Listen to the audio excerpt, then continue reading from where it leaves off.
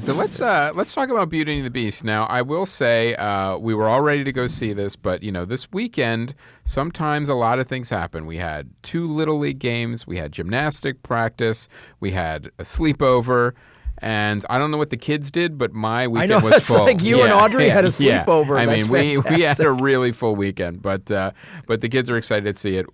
We will be seeing it this coming weekend, but you had a chance to see it. I want to see what you thought of Beauty and the Beast. What is fantastic is this is the first time I think in over 400 episodes of doing this show that I saw the Disney movie and you didn't. The guy with the 2 kids didn't see it, but the road comic, who had a lot of time to kill in Appleton, Wisconsin, saw 3 movies. First of all, big shout out to everybody at Skyline who came out to Skyline Comedy Cafe last weekend. A lot of Film Nerd fans. It was awesome. It was great seeing you guys. Every time I work that club, there's always a lot of fans that come out, which is really cool throughout the weekend. So thanks for that. So I saw Beauty and the Beast. I saw it in 3D. Wow. Which was pretty cool. Was it necessary? No. Okay. It's not. And when's the last time you've seen the animated movie? It's probably been years, right? It's been years. So, Did you go to the theater and see the animated movie? No. Okay. That I saw like on TV or on a plane or something like that. Or like my nieces were really young at the time, and so they would watch it on a loop or something like that. So I've just seen that one. It's like Lion King. If you have kids, anywhere in your life, you've seen Lion King multiple times. A bunch of times. So so I went in there. Again, I literally had a whole day. I had nothing to do. So that's why I went to. I wasn't like, oh, I can't wait to see Beauty and the Beast 3D. But I went in there, all kids in the theater on a Saturday afternoon. So not a quiet movie experience. Not expected to be. Not expected. I guess you weren't expecting it to be. No. I was like, oh, I realize I'm the guy out of place. Have you been in a movie going experience like that where you're one of the few adults around a bunch of kids? Did you sit in the back with a trench coat on? I did sit in the back. I didn't have a trench coat, thank God. I just wanted to see if you could tell if the film was compelling to watch for that age bracket, because I'm sure you're a little detached from they didn't make this movie for Graham Elwood, No, they spent $160 million and there's no vegan martial arts or surfing anywhere in this movie. They should have made 3 Ninjas Knuckle Up. That's what I'm saying. Exactly, dude. What's up? It was messed up. No, you're right. No, that's a good point. The kids and the families were having a great time because, as I've talked about, I'm not a giant musical fan, but Disney knows how to do a musical. Right. Yeah. They know what they're doing, and they know that I'm not their demographic, but they know that as well. And they didn't even try to The point for you was well, maybe he'll bring his nieces. Right. It's and if the people in my age group, like you, Chris, we're in the same age group who have kids. If I had kids, I would have been entertained. Gotcha. In the sense that Disney knows they know how to put on a show. Yes. They know what they're doing, and the musical numbers, it's all the musicals, the numbers from that film. So they're engaging. She's a fine actress, Emma Watson. And it's funny because Ryan Gosling was offered the role of the Beast, but turned it down to shoot La La Land, and he couldn't show his abs. And he couldn't show his abs. If I can't show my abs, there's no point doing this. No. And Emma Watson turned down La La Land to do this. So, who lost in that scenario? Ooh, I'm not sure. It depends if Emma Watson got some of that merchandising money. Then she wins. If she got merchandising money, she wins hands down. If she didn't, then she's like, I could have an Oscar. There's no jazz club playset being sold from La La Land. But they should. I'd buy the shit out of that. As a guy that has John Coltrane albums, I would absolutely buy that. So this wasn't like a typical. Here's the alcoholic. Here's the Here's the heroin addict. Like a lot of the movies they make for kids do have those, I don't know if they're called Easter eggs, but there's a layer for kids and then there's a layer for adults to enjoy too. This doesn't have that? I didn't know. Okay. It doesn't. Like a lot of the Pixar movies have those things that you're talking about. This really was I sort of feel like Disney, with certain properties like this one, they go, we don't mess with this one. Right. But they did mess with it. Well, by even doing it. Right. Well, I guess that's a good point. Like, did they need to do a live action version of an already hugely successful animated movie? And I would say, yeah, it was interesting in that sense because it's just a completely different medium. And then with the 3D, which you don't necessarily need, but it was cool because they made this cool world that was very, it's fantasy Disneyland, but it is real. And the prosthetic and CG of the Beast was pretty awesome. Yeah. And the scary forest with the wolves and stuff like that. So they did some kind of cool things. It wasn't like Jungle Book, which was almost all computer generated. Yeah, it was the whole backdrop and all of the characters were computer generated. You really only had the Beast and some of the wolves and stuff like that. And also, I'm sorry, all of the characters that come to life. Right, the candelabra. The candelabra. Cogsworth. And that was cool. And that to me, to your point, Ramon, did they need to remake this? For those things, yeah, because to see them come to life in a live action film is actually cooler and more powerful than in animation.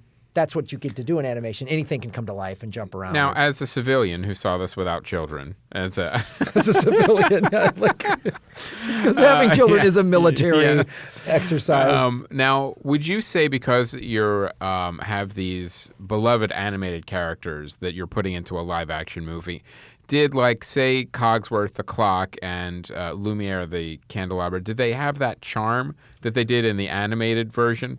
Yeah, they did have the charm because the technology is great. Disney knows how to do this CG. So these inanimate objects, when they came to life, they did have personalities the way you would with like a transformer. Yeah, or almost like a good mocap, almost like Planet of the Apes type style mocaps in terms of facial expressions. There's not that intense emotion of this of like Planet of the Apes, but it was really cool. It was really inventive.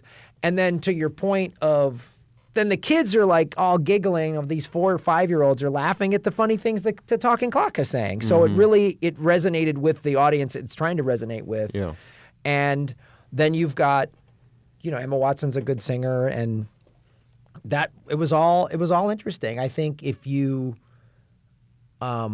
have kids, obviously I would highly recommend this. It's a blast. I think if you saw the animated when you were younger and now you're a little bit older and so you have fond memories of the animated thing, I think you would enjoy this as well because it's just sort of interesting. Because it's live action, so it hit all the same beats and notes as the animated run, right? It hit all the same beats and notes, and it also... So no one walked out of the movie going, that was nothing like I thought it would be. No. Disney Only the people who saw it in 4D and had to smell Josh Gad. Right. Yeah, that's the only thing. Yeah, Josh Gad is That's such a weird to go from, what's his face, Gosling to Gad. Right. It's... Josh Gad.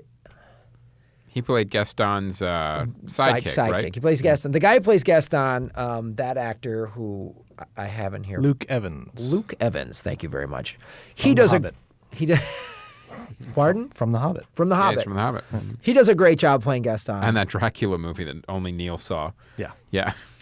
He's great. He plays a great Gaston. He's an arrogant dick who thinks the world revolves around him. When he sings his song to intro who he is, about how great he is, it's great. And he's dancing around this huge, whatever, restaurant or whatever they would call it back then. Tavern, restaurant. He's at the Denny's back in old France. Old France. And Luke, Josh Gad is doing he's being all Josh Gaddy. And that's the only thing, and I don't think this is a complaint of the movie so much as, and I don't dislike Josh Gad, but it's the thing, and we've talked about it. It's a lot of setup for saying that you're not going to dislike him.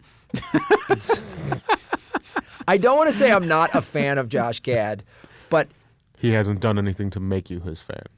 Right, and it's also, and this part I understand, this is the problem that happens to so many comedians. They break into the movies doing their thing, and then Hollywood tells them, just keep doing this thing over and over.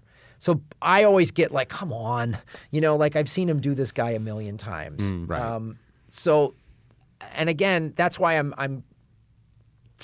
going down such a long road, because I don't want to just come out and go, oh, I hate Josh Gad. I'm tired of his bullshit, because that's not accurate. That's not fair. You're just ready for him to step it up. I'm ready for him to do something else. Yeah. That is a funny critique, though. I'm tired of his bullshit. Yeah. Yeah.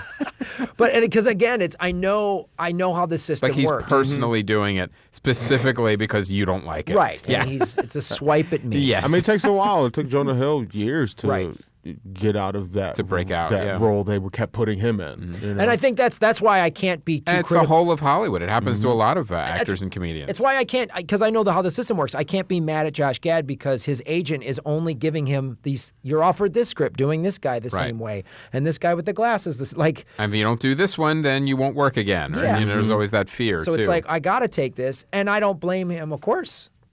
I would have taken that role to be in Beauty and the Beast, the $160 million budget.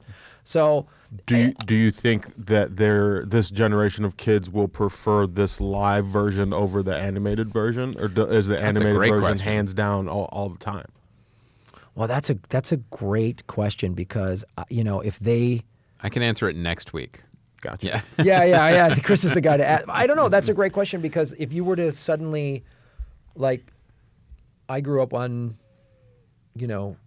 all the animated ones. Yeah, me too. Because my kids loved both Jungle Books. Like, I don't know if they really had a favorite. They're just like, it was different. That's a great question, because I grew up with Jungle Book, and so the one that came out last year I thought was awesome. So I kind of because you love the original. Because I love the original. So I feel like this would have the same effect. I don't know that there's going to be a lot of people who are going to be like offended at this one because it's not the animated, because they are two different mediums, and there is a fair amount of time. It's not as much time as Jungle Book had between them. Yeah. But I think you're going to like it, because it's different enough, but yet still staying true to the core of it. So do you think this is full on, like, now we're just in the midst of Disney's just going to live version all their movies? Because We're right in the Jungle middle Book- of it. Yes. Yeah. For sure. 100%. Yes. Because there's Yeah. too much money to be made. Yeah. I'm sure they're working on Little Mermaid. They're working on Sword in the Stone would be so dope. Sword in the Stone would be a good Right? one. Right? I Yeah. love Sword in the Stone. That's why I'm like sort one of- my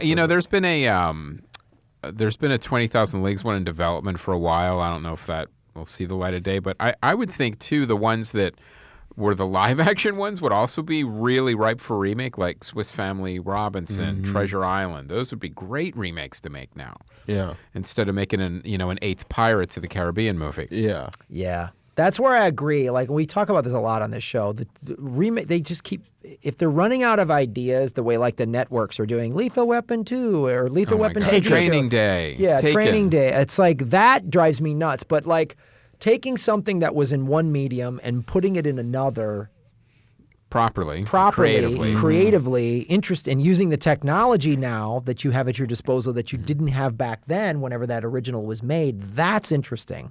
So, yeah, I'm very curious to see what your kids think of this next week, Chris. Okay, I'll let you know.